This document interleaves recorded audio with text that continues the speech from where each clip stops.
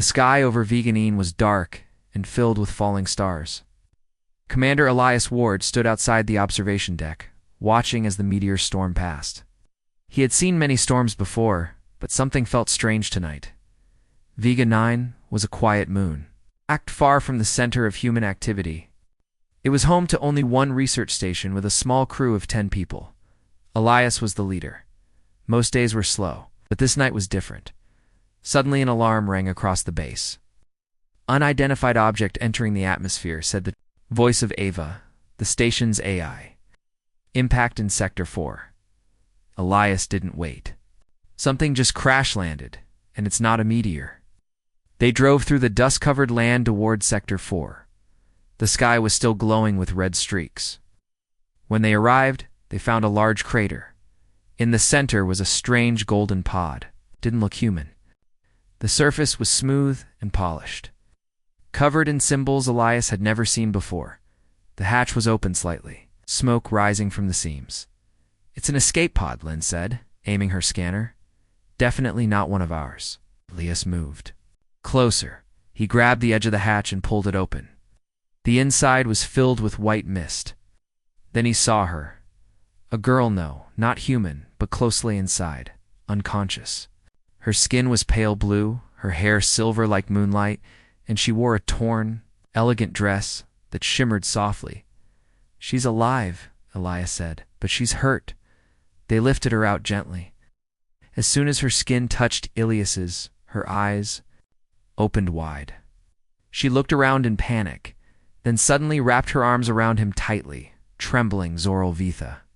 She cried in a soft, musical voice. Elias froze. He didn't understand her words, but her fear was clear. She held on to him like her life depended on it. Her body shook and tears ran down her face. "It's okay," he said calmly. "Hey, you're safe now." A soft beep came from Lynn's translator device. ... "They're coming. Only you can stop them." ... The translation said, though it sounded broken, before Elias could ask more. The girl's eyes rolled back, and she fainted in his arms. Back at the station, the medical team took her to the infirmary. The crew gathered around, whispering with curiosity. Who was she? Where did she come from? Why did she crash here? Elias watched silently as the medics treated her. They confirmed she was stable, but weak. No weapons were found on her, only a necklace with a glowing crystal. Later in his office, Elias reviewed the pod's recording data. Most of it was corrupted. Only a small video survived. It showed the girl dressed in fine robes running through a dark hallway. Behind her were strange armored figures with glowing red eyes. She screamed as she entered the pod. The door closed. Just before the screen went black, she was running for her life, Elias whispered. A message came through the comms. Dr. Rana. The station's linguist had finished an early translation from the girl's speech. Her name is Saranya Valkor, Rana said. She claims to be a princess of the Illyrian Empire. Elias raised an eyebrow. An alien princess? What's she doing here? Shh. She said something else, Rana continued. She believes you're part of a prophecy. Elias laughed quietly, not out of disrespect, but confusion. I'm just a commander on a rock no one remembers. But deep inside, a strange feeling began to grow. There was something in Saranya's eyes when she held him like she recognized him. That night, Elias couldn't sleep. He walked the halls, thinking about the girl, the message, and the crash. He stopped at the infirmary. Through the glass, he saw her lying on the bed, still and peaceful. Her face was calm now, but tear marks were still on her cheeks. Suddenly, her eyes opened again. She looked at him, and for a moment didn't speak. Then she slowly sat up, her voice soft and shaking. Please, don't send me away. The translator repeated the words in English. Elias walked in and sat beside her. You're safe here. No one will hurt you. Saranya looked into his eyes. They will come, she said. They follow me. They want to control everything. And if they find me here, your people will suffer. Elias frowned. Who are they? Saranya took a deep breath. The Dusari, shadows that wear faces of friends. They took my family, My father, my home. Her voice broke. She covered her face and began to weep again. Elias, gently, placed a hand on her shoulder. She leaned toward him and cried softly, clinging to his arm. In that moment, Elias didn't care about ranks, missions, or politics. All he saw was someone broken and afraid, someone who needed help, and somehow she believed he was the one who could help. As her tears fell onto his sleeve, Elias stared out the window, where stars filled the sky. He didn't know what was coming next, but he knew one thing: this was only the beginning. Morning came quietly to Viganine. The base was calm, but inside the command room, Elias's thoughts were racing. He had spent most of the night sitting with Serenia. She had calmed down and fallen asleep again, but her words stayed in his mind. The Dusari, they took my family. They want to control everything. He had heard rumors of such things before, stories of mind control, secret weapons, and shadow wars among alien powers. But nothing ever proven. Now a real alien princess was here, on his base, warning him that something terrible was coming. Dr. Rana entered the command room with a tablet in her hand. Her face was serious. Commander, I've made progress with Serenia's language. It's complex, but our translator is learning fast. Elias nodded. What else did she say? Rana glanced at her screen. She believes in an old Illyrian prophecy, she explained. It speaks of a human who would appear during a time of great darkness, a protector, chosen by the stars. Elias sighed. Let me guess she thinks I'm that protector? Rana looked up. Yes, and not just because of belief. She said your face appeared in her visions. That made Elias pause.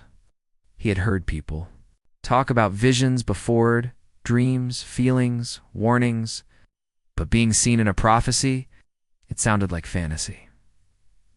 Still, he couldn't ignore what had already happened. A mysterious pod crashing near his base, a frightened princess crying in his arms, and now a warning of an enemy that might already be here. Later that day, Serenia asked to speak with him again. She was sitting up now, dressed in simple clothes the crew had given her. Her wounds were healing fast, thanks to Illyrian nanotech in her body. Elias sat across from her in the medical bay. The translator rested on the table between them. Thank you, she said quietly. You saved my life. Elias shook his head. Only did what anyone would do. Serenia looked at him with calm, serious eyes. No, not anyone. I came here for you. He leaned forward. Why me? I'm just a commander on a moon nobody cares about. She placed a hand on the crystal necklace around her neck. Long ago, before I was born, our ancient seers saw a future where darkness would rise across the stars, force that could twist minds and make people forget who they were. Only one would resist it, a human, born with a clear mind and a strong heart. That human would guide others and stop the fall. Elias frowned. And you think that's me? I know it, she whispered. When the Dusari attacked our palace, I escaped using the royal pod. It wasn't random. The navigation crystal brought me here to you. Elias rubbed the back of his neck. He had heard wild stories in his years in the military, but this one, it was different. He wanted to believe she was wrong, that this was all a misunderstanding. But deep inside, something told him she was telling the truth. Back in the control center, Lynn walked in with news. Commander, we picked up something strange. Coded message from Earth Command. Elias raised an eyebrow. Strange how? It wasn't sent directly to us. It was meant for Sector Command, but we caught a copy in our long-range net. Elias opened the file. It was a warning.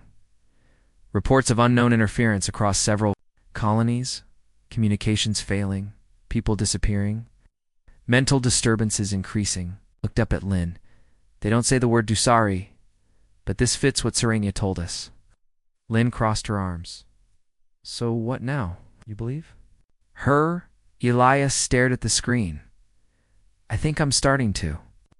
That night, Elias met with Serenia again. She sat near the large window, watching the stars. My people believe in harmony, she said softly. But we also know that darkness always returns. The Dusari were once our allies, scientists and thinkers, but they found something ancient. A machine buried in the void. It changed them. Elias sat beside her. Changed how? They learned to control minds, not with fear, but with silence. They turn people into shells, no feelings, no will. They call it peace, but it's not. Elias clenched his fists. That's not peace. That's slavery. Serenia nodded. Exactly. To stop them, but his own council betrayed him. I escaped only because of my mother's plan. She paused. She was not Illyrian. She came from Earth. Ilias's eyes widened. Your mother was human. Serenia nodded. That's why the crystal chose you. You're not just part of the prophecy. You are part of my family's hope. The room fell silent. The stars outside blinked quietly. Elias felt the weight of it all pressing on him, her words. The warning from Earth, the prophecy. He looked at Serenia. Her eyes were tired but filled with strength. Then we have work to do, he said. We can't stay here. If they're really coming, we need to leave and warn others. Serenia smiled slightly. I know a place. A safe world where loyal Illyrians still wait. We can find help there. Elias stood. Then we leave tomorrow. As he walked out of the room, Elias felt something new inside him. It's not fear, not confusion.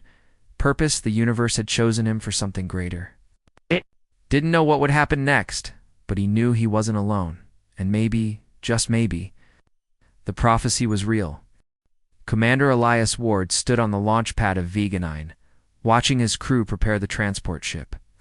It wasn't made for long travel, but with some modifications and a clear route, it could get them to Serenia's safe world.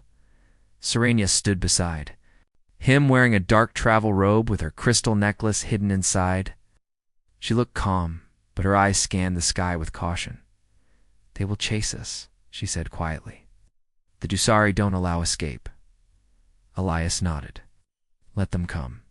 We'll be ready. Sergeant Lynn approached with a report. Ship is loaded. Fuel topped up. We have food, water, and basic weapons. But there's a problem. Elias raised an eyebrow. What now? An unmarked ship is approaching. It's too far for ID, but it's moving fast and not responding to our signals. Elias and Serenia exchanged looks. They found us, Serenia whispered. They didn't wait. Within minutes, the transport ship lifted off Veganine's surface, rising through the clouds into open space.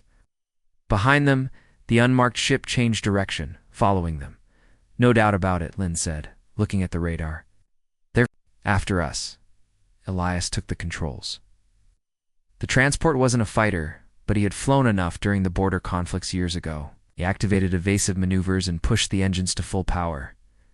Serenia sat behind him, watching the screen. That ship looks Illyrian, she said. But the markings are all wrong. It's been modified. Elias glanced back. Modified how? No crew markings? No royal flags? Just a blank surface and dark energy core. That's what the Dusari use when they don't want to be seen. The chase lasted for hours. They dodged asteroids, flew through solar dust, and skimmed the edges of gas clouds. But the enemy stayed close, silent, patient, and dangerous. Then the ship fired. A sharp blast hit the rear wing. Lights flickered inside the transport. We're losing power? Lynn shouted. We need to land, Elias said. Find a planet, any planet with atmosphere and cover, Serenia pointed at the screen. There, that one, Valara 6. It's a mining world, desert terrain, no large cities, Elias set a course. The ship entered the planet's atmosphere fast, smoke trailing behind. They landed roughly on red sand, bouncing across rocky ground before sliding to a stop near a canyon. Sparks flew from the damaged engine, but they were alive. Elias and Lynn quickly grabbed supplies and checked weapons. Serenia wrapped her robe tightly and helped carry a medical kit. They ran into the canyon, using its tall rock walls for cover. Above them, the enemy ship hovered, searching. They'll land soon, Elias said. We have maybe 10 minutes. As they moved deeper into the canyon, they found an old mining facility, roasted, broken, and abandoned. We can hide here, Lynn said. and maybe set a trap. Inside the facility, Elias found working power panels and a broken comms dish. With quick repairs, he activated a short-range signal. "What are you doing?" Sirenia asked, sending a fake distress signal. "They think we're wounded and stuck. They'll come in without caution." It worked. Minutes later, they heard footsteps, 4 shadowy figures, dressed in dark armor, moving carefully through the metal halls. Their eyes glowed faint red under their helmets. Sirenia stepped back in fear. "Those are Dusari agents. They don't speak, don't think, just follow orders." Elias gave Lynn a nod. She tossed a flash grenade down the hallway. A bright light filled the space, followed by smoke. Elias and Lynn jumped from cover and fired stun pulses, hitting 2 agents. The others moved fast, but Elias tackled one, knocking its helmet off too. His shock, the agent was not alien but human. His face was blank, eyes distant, no emotion. "He's mind-controlled," Elias whispered. "Completely gone." The final agent ran, but Sirenia activated the door lock system. Metal barriers slammed shut, trapping him inside. Elias stared at the stunned agents. "They're using humans now," he said. "The Dusari are spreading, faster than we thought." After securing the area, they fixed the transport ship enough to lift off again. The enemy ship remained on Vola Rusix, possibly damaged during the chase. As they returned to space, Sirenia sat beside Elias in silence. Finally, she spoke. "This is why I was afraid. They're not just coming for Illyria. They're already inside your world." Elias looked at the stars ahead. "If they can control humans, then Earth is in danger too." "Yes," she replied. "And soon they will move to take full control." Elias turned to her. "Tell me everything about the Dusari. How do they do this?" Sirenia opened her necklace, revealing the glowing crystal.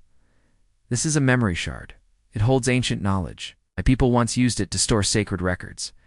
This one contains the truth about the Dusari and their rise." She placed the crystal on the ship's console.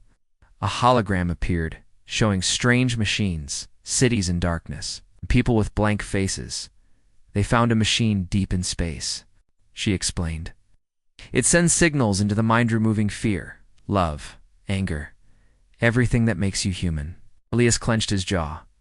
"Why would anyone want that?" "'Cause with no emotions, there is no war," Sirenia said sadly. "No conflict, just peace.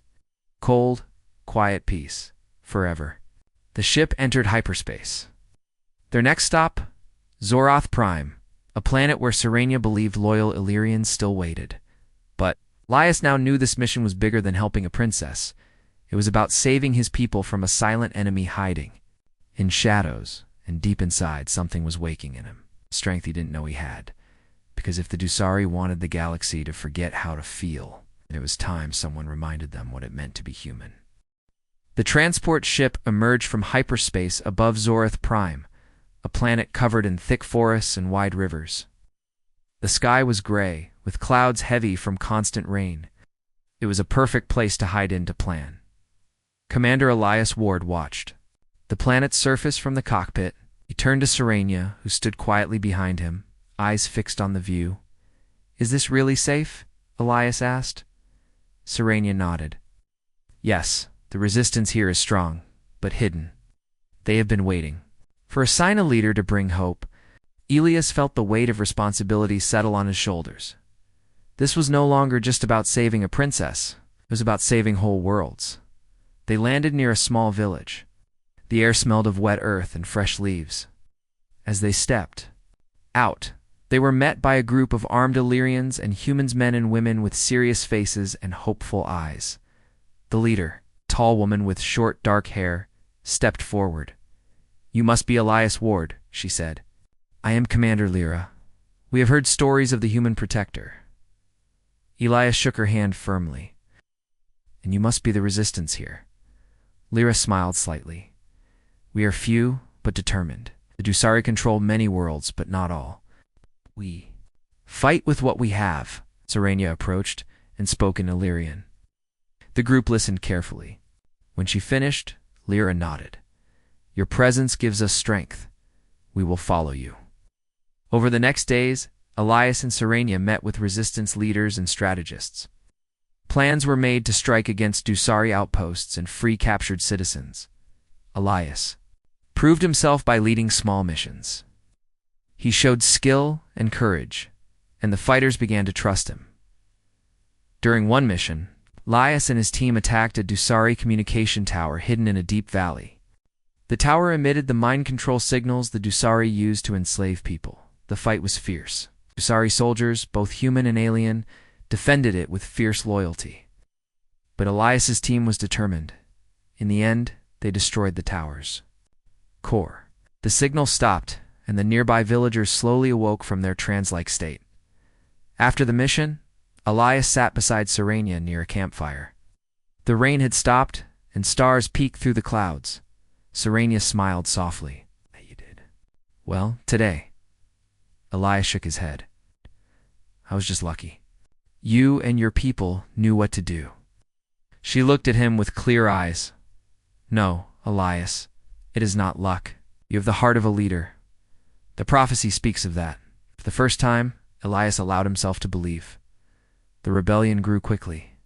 Word spread through secret channels of the victories on Zorth Prime. More humans and Illyrians joined the fight, but the Dusari did not stay quiet. One night, the resistance camp was attacked.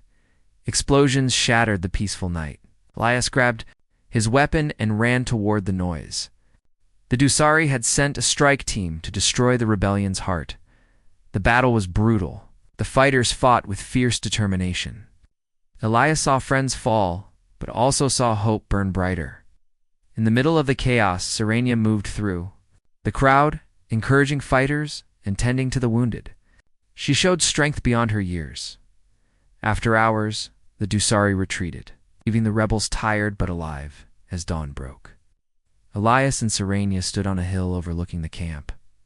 "We are stronger than I thought," Elias said. Sirenia nodded. "But the war is far from over. The Dusari have many weapons and many soldiers. We must be ready." Elias looked at her, then at the rising sun. "We will be ready. Together." Back at the camp, Elias received a message from the human colonies. The Dusari influence was growing closer to Earth, and the people there were unaware of the coming. Stormed he shared the news with Sirenia and the resistance leaders. "We can't wait for them to come to us," Elias said. "We must take the fight to them," Sirenia agreed. "The future depends on us." Together, they prepared to lead the rebellion to new worlds, knowing that the battle for freedom had only just begun. The journey from Zoroth Prime to the solar system was tense and quiet. Elias sat in the cockpit, his eyes fixed on the blue planet growing larger in the viewport. Earth, the home of his ancestors, now silent and still. Beside him, Sirenia watched. The planet with a mix of hope and fear. "We must be careful," she said softly. "The Dusari have already reached here." Elias nodded. "I never thought the fight would come this close." As their ship entered Earth's orbit, communication systems suddenly went dead. No signals from the surface. No response from satellites. Only silence. Elias frowned. "That's not normal. Something is wrong." Sirenia placed a hand on his arm. "They have activated a device on the moon. It blocks all communications and clouds minds." Elias's heart quickened. "How can they do that?" Sirenia touched her crystal necklace. "The device sends signals that suppress emotions and memory. It's why Earth is quiet. People have lost their will." Elias stared at the blue planet. The thought of millions of people trapped in a silent prison made his blood boil. They landed at a hidden human resistance base on the far side of the moon. The base was small, underground, and poorly supplied. Commander Reyes, a veteran human fighter, greeted them. "You made it," Reyes said with a tired smile. "Earth is in trouble. The Dusari's device has almost wiped out free thought." Elias shook his head. "We have to destroy that device." Reyes nodded. "It's deep inside an old lunar facility, heavily guarded and shielded." Sirenia stepped forward. "Then we must plan carefully. This mission will decide Earth's fate." The team prepared for the dangerous assault. Elias, Sirenia, Reyes, and a small group of fighters trained in silent movement and combat. Elias studied the maps of the lunar base. The device is in the central control room. Beneath the surface, he explained, we will split into two teams.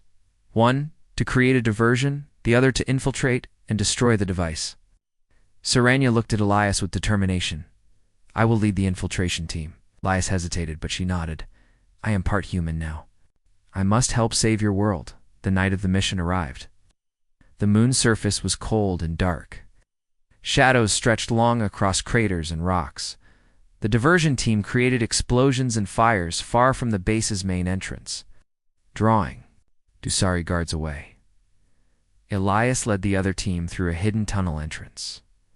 Inside, the base was a maze of cold metal corridors and blinking lights. The silence was heavy. They moved quickly but carefully, avoiding patrols and security cameras. Suddenly, a door slid open ahead. Dusari soldiers appeared, their red eyes glowing in the dark. A fierce fight broke out. Elias fired his stun rifle, while Serenia used her agility and Illyrian combat skills to disarm enemies. They pushed forward, losing a few fighters, but never stopping. Finally, they reached the control room. The device hummed softly in the center, a tall, strange machine with wires and lights pulsing. Serenia moved close and placed her crystal necklace on the console. The crystal's glow grew, and a field of energy surrounded the device. Elias worked quickly to set charges. As he finished, alarms blared. They know we're here, Rhea shouted over comes Dusari. Reinforcements poured in. The team fought desperately to hold their ground. The device began to pulse faster, sending waves that made Serenia stumble. Elias caught her. Stay with me. With a final blast, the charges detonated. The device exploded in a shower of sparks and smoke. Suddenly, a wave passed through the base. The heavy silence lifted. Outside on Earth, people blinked awake. Emotions flooded back. Fear, hope, love. Elias and Serenia watched the planet slowly come alive again from their ship. Rhea smiled. You did it. Earth is free. Serenia took Ilias's hand. But the war is not over, she said. We must stop the Dusari everywhere. Elias nodded together. The lunar base was silent again after the explosion, but inside the underground corridors, tension filled the air. Elias and Serenia moved carefully with the remaining fighters. The Dusari were not defeated yet. They knew the enemy's leader was still somewhere deep inside. As they pushed forward, Elias's cum crackled with static. A voice came through, familiar and cold. Elias Ward, the voice said. So predictable. Elias's heart skipped. It was his former mentor, Captain Harlan. Once a trusted teacher and friend. Now, a leader of the Dusari. Harlan's voice filled the corridors. You cannot stop what we have begun. Control is peace. Emotion is chaos. Elias clenched his fists. You were my mentor. What did you become? There was a pause. Then Harlan spoke quietly. I saw the future, Elias. Endless war and destruction. The Dusari way is the only way to save all. Serenia looked at Elias with pain in her eyes. We must end this now, she said. They found the control room where Harlan waited. His eyes were cold, but not empty. There was still a spark of the man Elias once knew. It doesn't have to end like this, Elias said. You were a good man. Harlan laughed bitterly. Good men lose, Elias. Only control wins. The fight began. Harlan was strong, using advanced combat techniques and a strange energy shield. Elias dodged and fought, but he could feel Harlan's power. Then Serenia joined, using her Illyrian skills to weaken Harlan's shield. Together they forced him back. In the heat of battle, Harlan revealed a secret you never knew. Your blood is part of the prophecy because of her.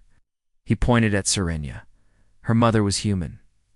You shared the same bloodline. Elias froze. That's why she came to you, Harlan said. Unite the two worlds. Serenia's eyes filled with tears. I kept this secret to protect you both. Ilias's mind raced. It explained everything: the crystal, the visions, the bond. With renewed strength, Elias and Serenia combined their powers. Elias used his human determination and courage. Serenia her alien skill and ancient technology. Together, they broke Harlan's shield. Harlan fell to his knees. "It's not too late," Elia said softly. "Join us. Help build peace without control." Harlan looked up, a moment of doubt in his eyes. Then he smiled sadly. "Maybe, but I chose my path." With that, he activated a self-destruct. Elias grabbed Serenia's hand, and they ran through collapsing corridors. Explosions shook the base. As they escaped just before it blew, outside, they watched the stars return to their peaceful glow. Back on Earth, leaders from human and Illyrian worlds met. The war was ending, but the work of healing had just begun. Elias and Serenia stood together, not just as commander and princess, but as partners. "The prophecy was true," Serenia said. Elias smiled, "Not because of fate, but because we chose to fight for freedom." She looked at him with hope. "Together, we can build a new future." Elias squeezed her hand, "A future where both our worlds live in peace." The galaxy was wide and full of dangers, but for the first time, Elias felt hope. The alien princess had clung to him in fear, but now she stood beside him in strength, and he knew they were ready to face whatever came next.